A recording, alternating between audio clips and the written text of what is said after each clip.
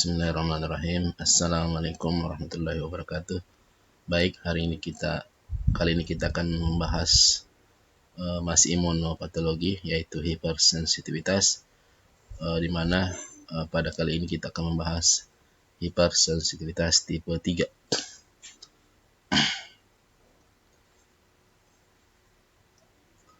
Nah, hipersensitivitas ini dimediasi oleh kompleks imun, yaitu ikatan antara antigen dan antibodi, di mana ikatan antigen antibodi ini tidak bisa difagosit.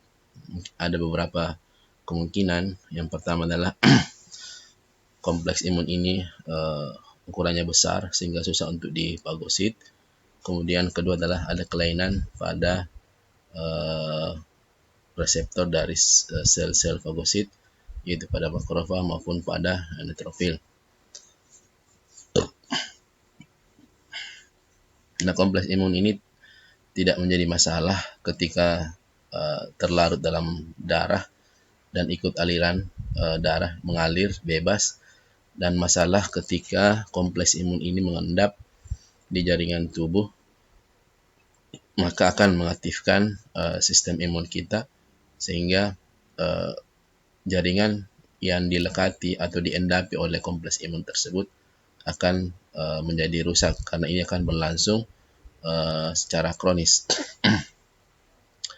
Antigennya yang terlibat dalam hal ini itu bisa antigen eksogen yang berasal dari luar, yaitu protein yang diproduksi oleh patogen pada beberapa infeksi, maupun antigen dari dalam tubuh sendiri, yaitu endogen, antigen self sebagai protein, glikoprotein maupun DNA.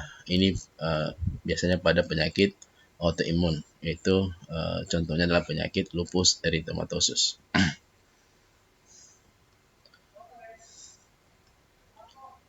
Kemudian antibodi yang terlibat adalah sama dengan tipe 2, yaitu IgG, ini kebanyakan ya, dan atau IgM. Kemudian komponen sistem imun lain yang terlibat adalah sistem komplement, ini yang utama, sel-sel mas, neutrofil, makrofag, dan sel natural killer. Hipersensitivitas tipe 3 ini dapat terjadi lokal atau sistemik. Tipe lokal itu kerusakan pada lokal, ciri khasnya itu nyeri, kemerahan, dan bengkak, tapi hal ini jarang terjadi pada manusia. Sedangkan hipersensitivitas tipe 3 yang sistemik, ini banyak bagian tubuh yang rusak, bagian dari penyakit autoimun. Jadi manifestasi kerusakan dari penyakit autoimun ini adalah hipersensitivitas tipe 3. Contohnya penyakit lupus erythematosus dan rheumatoid arthritis. Ini adalah penyakit autoimun yang nanti kita akan bahas, dan ini merupakan sistemik karena tidak hanya pada satu lokasi jaringan saja, tapi bisa berpindah ke jaringan yang lain. Kemudian mekanismenya hipersensitivitas tipe 3 ini sama antara lokal dan sistemik. Kemudian kompleks imun tadi yang saya sampaikan di awal, ini berukuran besar dan tidak larut, tidak bisa difagosit. Ya, karena tadi kemungkinan karena ukurannya besar, dan kemungkinan kedua adalah ada kelainan pada reseptor dari sel fagosit tersebut. Kemudian ini mengendap pada jaringan, misalnya pada ginjal, yang saya sampaikan di awal akan membangkitkan respon imun, dan terjadi namanya glomerulonefritis, yaitu radang pada nefron. Kemudian bisa mengendap pada sendi, terjadi radang sendi atau artritis. Kemudian pada pembuluh darah kecil terjadi vaskulitis. Nah, ketika kompleks imun ini mengendap, maka akan mengaktifkan sistem komplement, di mana kita tahu bahwa sistem komplement ini jika aktif itu akan terjadi 3 hal. Yang pertama adalah lisis, kemudian lisis jaring atau sel. Kedua adalah fagositosis, dan ketiga adalah inflamasi. Nah, sistem komplement ini akan mengeluarkan C3b dan MAC membrane kompleks yang akan melisiskan endotel. Kemudian di sisi lain, C3a dan C5 yang lepas dari ikatan pada sel atau jaringan ini akan mengaktifkan mastosit maupun basofil, dan terjadi inflamasi. Nah, mastosit dan basofil tadi akan mengeluarkan sitokin yang akan menarik sel-sel atau memperlebar pembuluh darah, terjadi fase dilatasi, kemudian sebagai kemotaktik untuk menarik sel-sel neutrofil maupun sel yang lain dari dalam darah ke lokasi infeksi dan menimbulkan terjadinya inflamasi dan berlangsung kronis karena penyebabnya dari dalam tubuh sendiri. Neutrofil ini yang datang ke lokasi terjadinya endapan akan mengeluarkan toksinnya karena tidak bisa difagosit. Toksin-toksin inilah yang dia kemudian akan merusak jaringan. Kemudian sitokin tadi dikeluarkan oleh sel mastosit maupun basofil akan meningkatkan permeabilitas pembuluh darah sehingga cairan akan keluar dan akan terjadi bengkak. Nah, ini kita lihat ada gambar ya, mekanismenya kita lihat di gambar ini. Ini adalah pembuluh darah, di lapisan dalamnya adalah ada endotel, sel endotel, kemudian ada membran, basement membran ini tertutup rapat. Ini kita lihat adalah kompleks imun di mana antibodi mengikat antigen, dia terlarut, kompleks imun yang terlarut, tetapi ini tidak ada masalah ketika masih seperti ini, belum ada yang mengendap masuk ke dalam pembuluh darah. Jadi kompleks antibodi yang larut ini, yang ukurannya besar, itu tidak dari darah ya, tidak akan tidak bisa dihilangkan secara sempurna dengan oleh makrofag. Ya, dan makrofag tadi yang saya fokusin saya sampaikan, pertama ukuran kompleks imun ini besar, kemudian makrofag ini kemungkinan ada kelainan pada reseptornya, tidak bisa mengikat kompleks imun tersebut. Kemudian langkah kedua, ya tahap kedua ini sudah ada kompleks imun yang mengendap di pembuluh darah. Ya, sebagian besar ini sudah mengendap, dia bisa masuk ke dalam pembuluh darah dan mengendap di pembuluh darah tersebut. Nah, inilah yang akan menyebabkan terjadinya respon imun dari sistem imun kita. Ya, kompleks antigen antibodi ini akan melewati kapiler antara endotel dan membran basement. Ya, dia mengendap di antara membran basement dan sel endotel. Dan tahap ketiga ini kita lihat ini sudah akan mengaktifkan sistem komplement dari dalam darah. Ya, karena ini ada antigen antibodi, maka akan mengaktifkan sistem komplement lewat jalur klasik, yaitu dimulai dengan C1 sampai terbentuk membran AT kompleks. Kemudian kompleks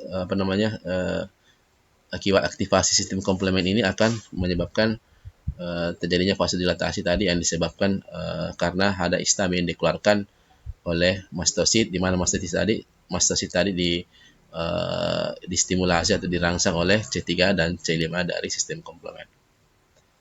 Kemudian tahap keempat,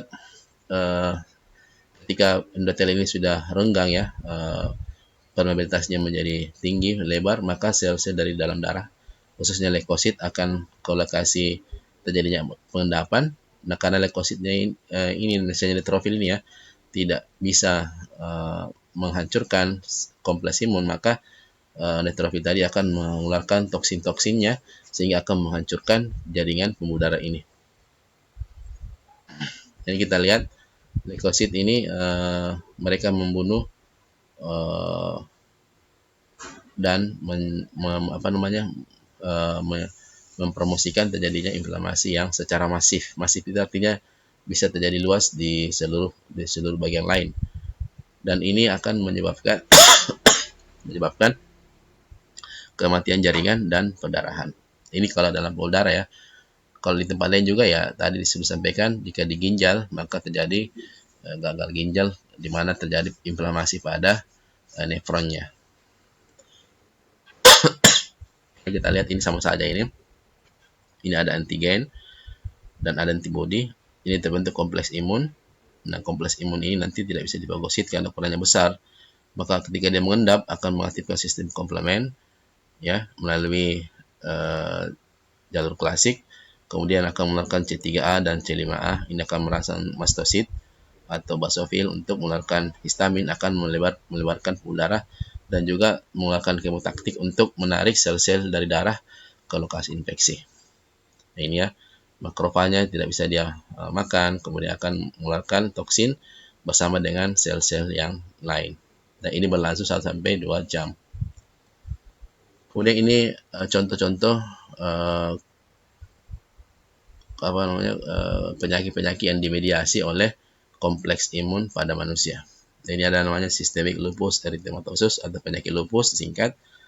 Ini yang bermasalah adalah adanya antigen yang dikenali oleh sistem imun, yaitu DNA, nukleoprotein maupun yang lain. Contoh penyakitnya, manifestasinya yaitu nefritis, artritis, dan vaskulitis. Tadi sudah dijelaskan tadi ya. Kemudian penyakit-penyakit lain, contoh lagi yang arteritis nodosa, ini pada antigennya adalah hepatitis B surface antigen. Ini contohnya adalah peradangan pada pembuluh darah. Kemudian post streptokokal glomerulonefritis, itu antigennya adalah dinding sel dari streptococcus yang bersifat antigen, dapat dia mengendap di glomerular base membran. Jadi dapat mengendap di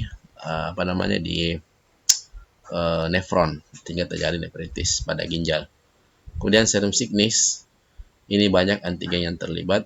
Kemudian gejalanya adalah penyakitnya adalah artritis, vaskulitis, dan nefritis.